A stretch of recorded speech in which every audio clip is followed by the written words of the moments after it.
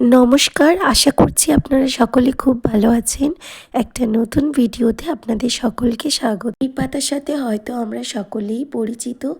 এটা পটল শাক বা পলতার পাতা নামে এটি পরিচিত। তো এই শাকের আজ আমি বড়া বানাবো। তো জিরে, কাঁচা লঙ্কা আর তার সাথে একটু কালো জিরে আমি পেস্ট করে নিয়েছিলাম। কাঁচা লঙ্কার জায়গায় এখানে শুকনো লঙ্কাও দেওয়া যায়।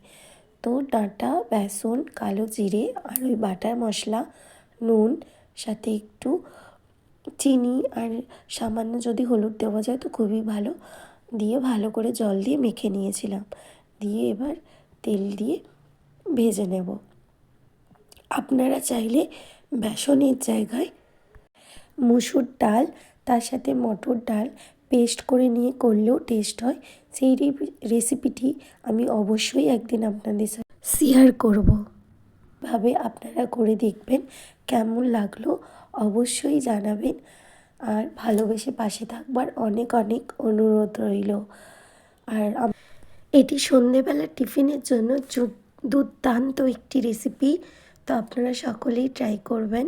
এবং চলুন, আমার বড়াগুলো দেওয়া হয়ে গেছে, এবার ফ্রাই হতে থাক।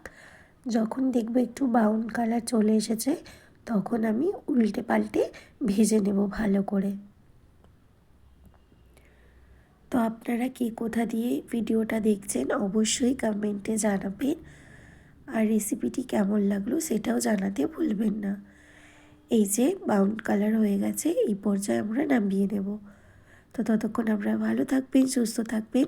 আবার নতুন ভিডিও নিয়ে হাজির হব।